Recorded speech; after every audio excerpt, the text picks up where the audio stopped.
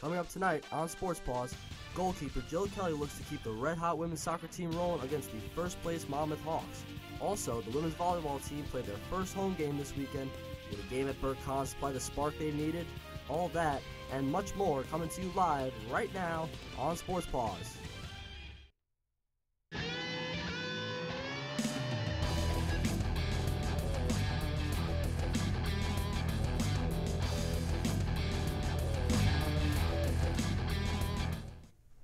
Good evening, everyone, and welcome to this week's edition of Sports Paws. I'm Luke Glockenberg. And I'm Jordan Siegler. It's been an exciting week for Quinnipiac sports. Tonight, we will bring you highlights of two of Quinnipiac's hottest teams, women's soccer and rugby. We will also feature men's soccer, field hockey, and women's volleyball. The Bobcats trailing 1-0 is thrown from the corner. Jess Lavoie with the ball, but she is swarmed by a horde of Monmouth defenders.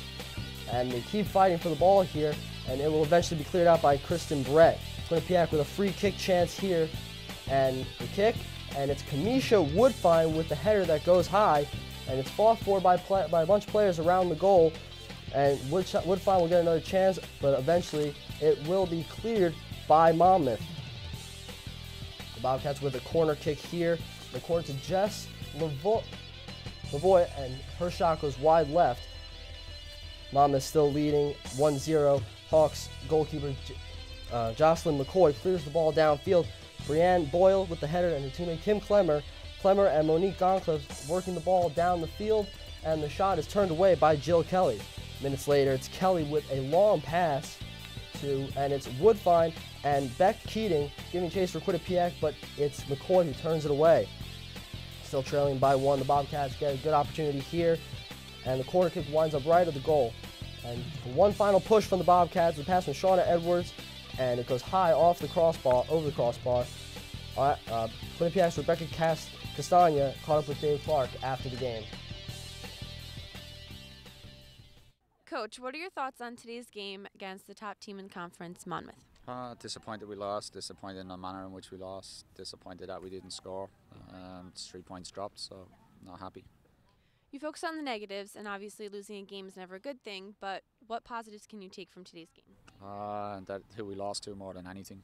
You know, it's as I said to the reporters just there, there's teams you can lose to and there's teams you can't lose to. In terms of head-to-head, if Monmouth go on a run and win, it's not going to hurt us in terms of what we need to do. So. The team's next game is on Friday at Wagner, and so what can the team do to bounce back from today's loss? One, we have to learn from it. We have to, keep another clean sheet, which we've been doing well this year. But we've also got to take our chances. We can't waste the chances that we had and expect to win games. From Quinnipiac Soccer Field, I'm Rebecca Castagna, Sports Paws. And a grueling NEC schedule awaits the Bobcats in the month of October. They will take on Wagner and Bryant both on the road, and then head home for Mount St. Mary and Sacred Heart, and then on the road again to Robert Morris and St. Francis, Pennsylvania to round out their season.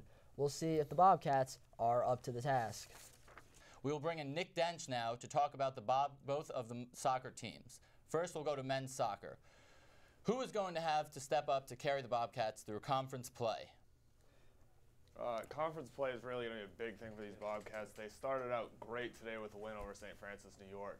Huge win for them. Robbie McLarney was a big component in that, but I really think the one player that's really got to get better is Will Daniels. He started the season off hot, scored 2 goals in 2 games, scored the first goal of the season, and then he's really cooled down, not getting shots anymore. He's got to start producing shots again. Where does Phil Surprise rank among the all-time greats in QU soccer history? He's definitely up in the top 5, if you ask me. He's got 7 goals already this season, good for 14 points. With the assist, 15 points. He's really doing everything for this Bobcats team, and he's carrying the team. He's the biggest reason why they have the record that they do right now. Now we'll go to women's soccer. What has been the key to their success in conference play so far? Their defense. Their defense has been huge. You mentioned it earlier. Their first 3 conference games, they didn't allow a goal. Jill Kelly has 5 shutouts this year, and Natalia Grodsky, the backup goalie, also has a shutout this season. So it's their defense. They need to score more goals if they want to win the conference. Coming up on Sports Paws, we will take a look at the red-hot women's rugby team and their matchup against the Marist Red Foxes.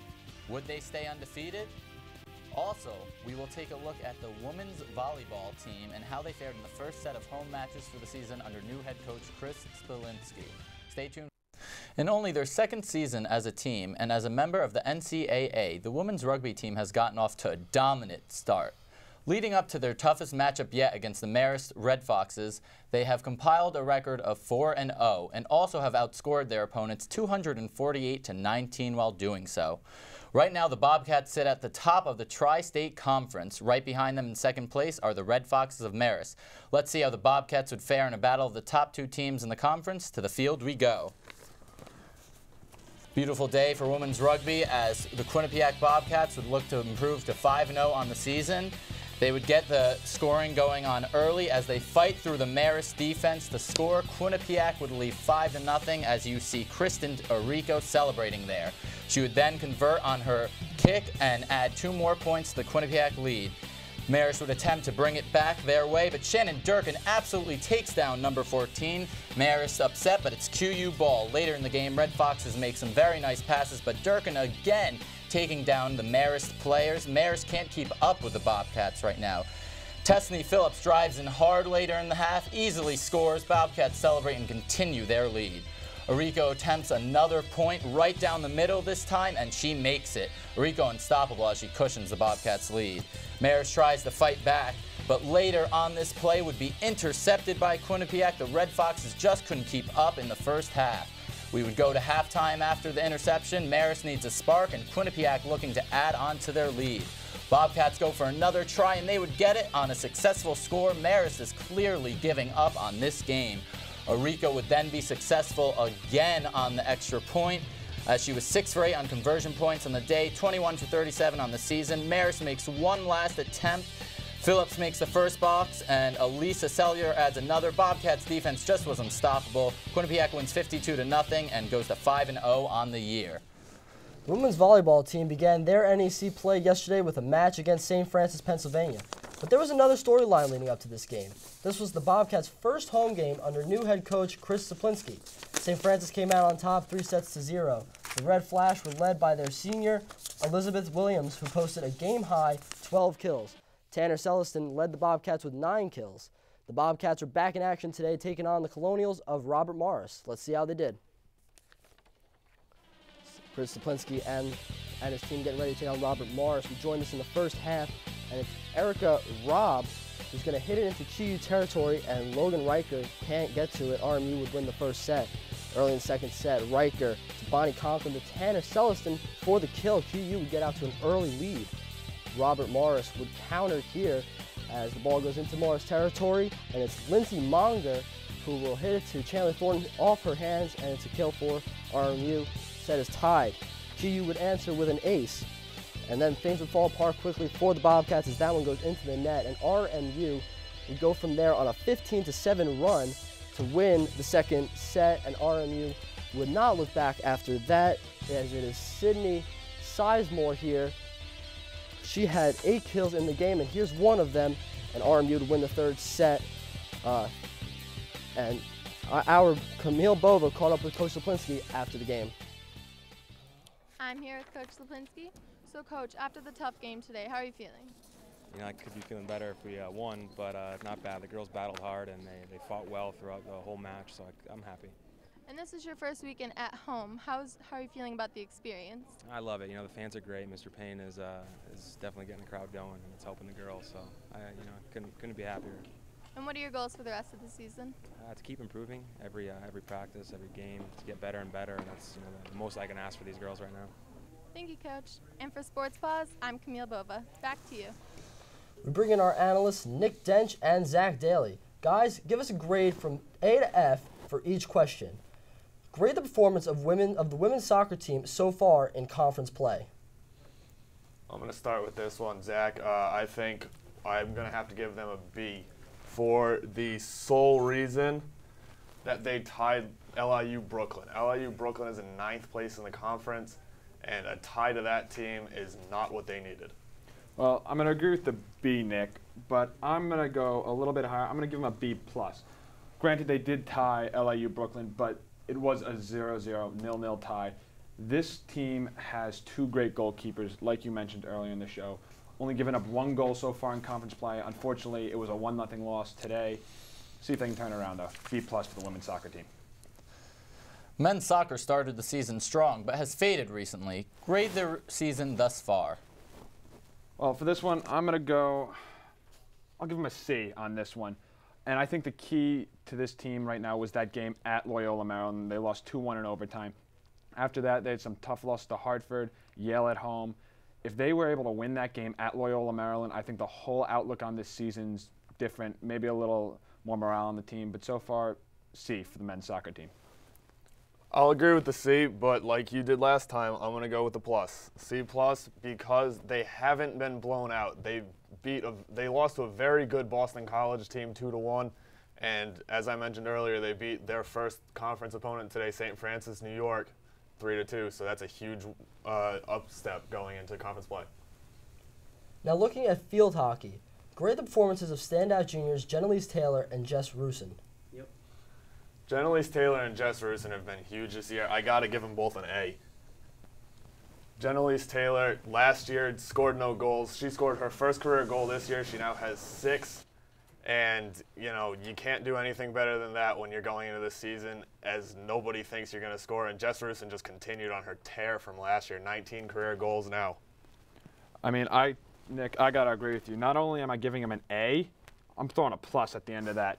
These two have 12 goals between the two of them. Jenelise Taylor's been on an absolute tear since the beginning of the season, stepping up on penalty corners where Kim Cuniff was big last year for the Bobcats. And Jess Rusin, she just continues to put the ball in the back of the cage. She's got 6 goals on the season now. She's moving up the all-time goal list for Quinnipiac, now in the top 10 all-time.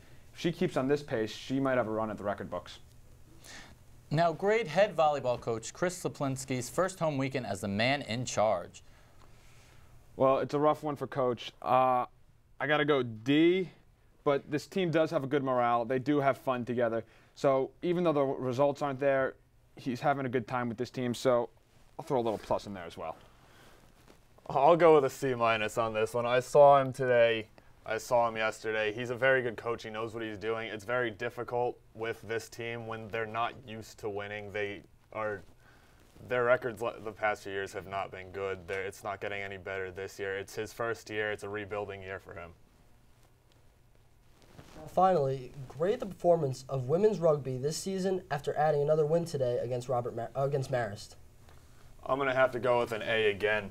They just look unstoppable every time they play a team. They take the ball away, they score, and then they just keep getting the ball back. And when you keep getting the ball back, you can't lose when you keep scoring. Nick, I got to agree with you. I'm giving this team an A as well. Usually in school, an A means perfect. Well, this team is perfect so far this season. And, you know, the pace they're on right now, they could have a very, very historic season, even their second season as a NCAA Division I program. Thank you, guys. In the team's first exhibition game of the season, the Quinnipiac women's ice hockey team pulled a stellar 7-0 shutout against a visiting Cambridge team at High Point Solutions Arena. 2 of the Bobcats' 7 goals came from junior forward Erika Uden Johansson. Senior Victoria Vigilante and sophomore Chelsea Layden made 3 saves each to combine on the shutout for the Bobcats. The Bobcats would score 6 of their 7 goals in the first 2 periods of the game and outshot Cambridge 60-6. The Bobcats begin regular season play on Friday, October 5th, when they are set to host the Lakers of Mercyhurst University in a 2-game series.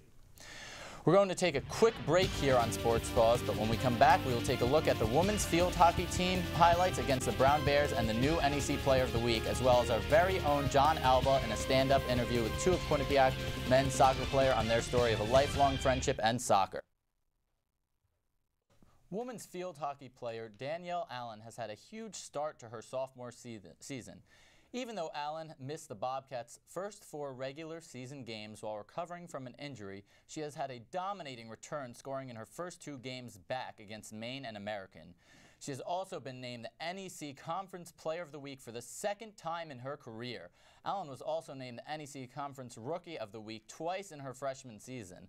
Let's see how Allen and the rest of the Bobcats did in their matchup with Brown.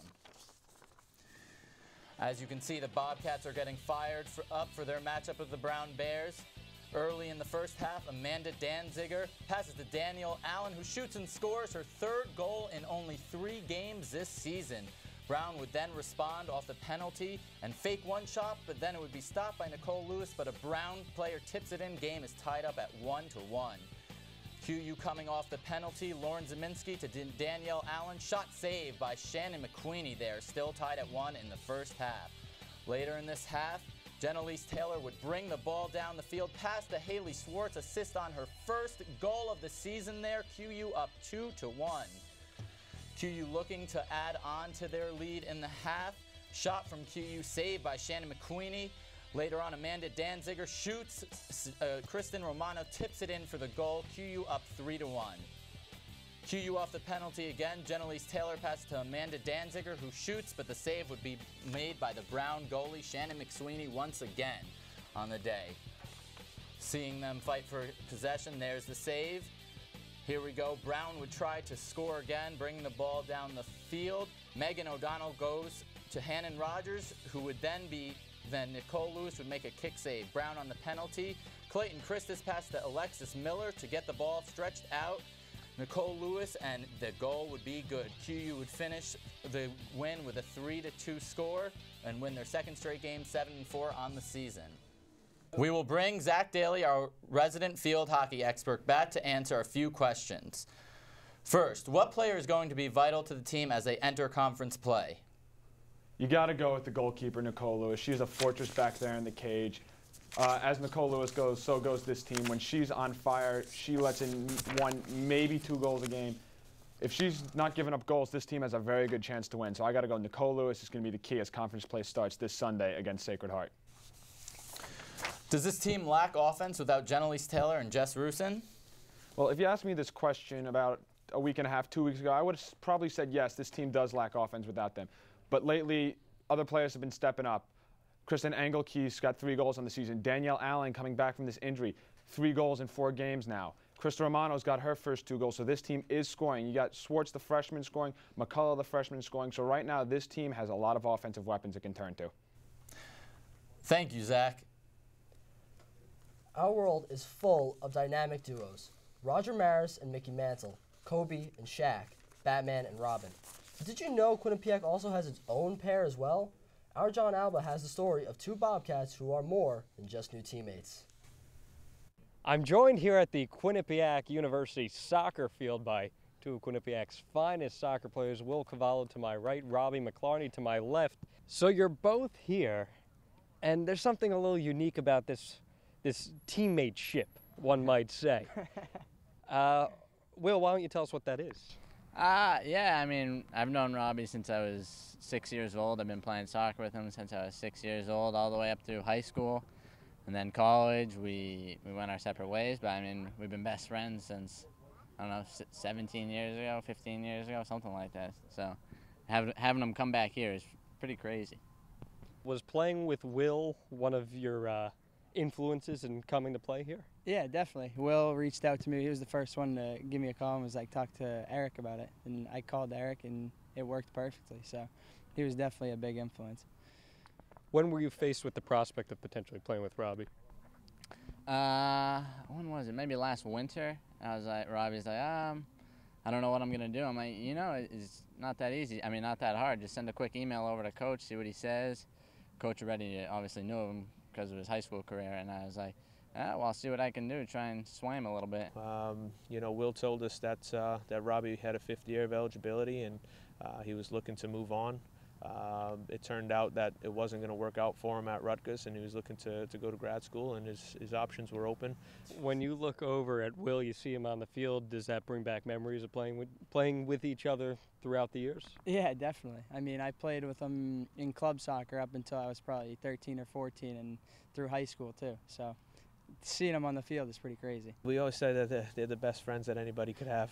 The 2 of them are 2 peas in the pod. They're interesting characters. What I'm going to do is I'm going to give you a little bit of a topic, and you have to name what is that respective person's preference in it. So I'm going to start with Robbie here. Robbie, what is Will Cavallo's favorite movie?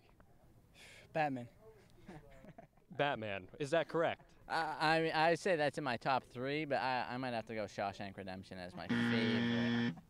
Shawshank Redemption, excellent choice. All right, let's go over to Will this time.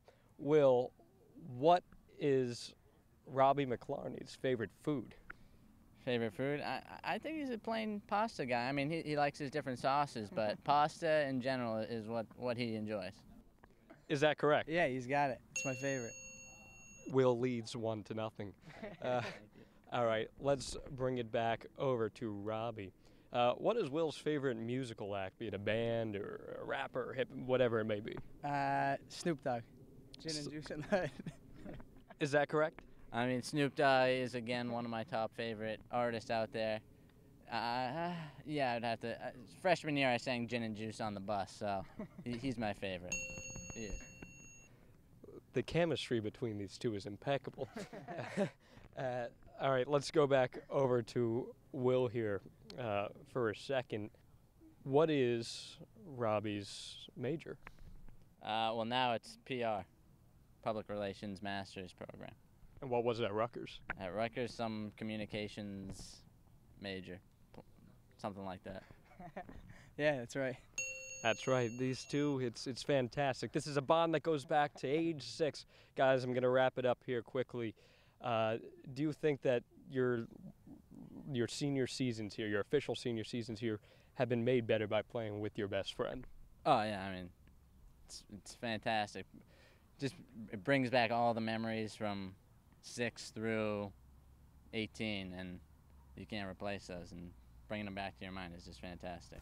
Yeah, no, I agree. I mean, I've known this guy since we were 6, so it just brings back a lot of memories, so it's pretty cool. From the Quinnipiac soccer field, I'm Jon Alba, that's Will Cavallo, that's Robbie McLarney, and I gotta say, this has been one of the most interesting interviews in Sports Paws history. Back to you guys.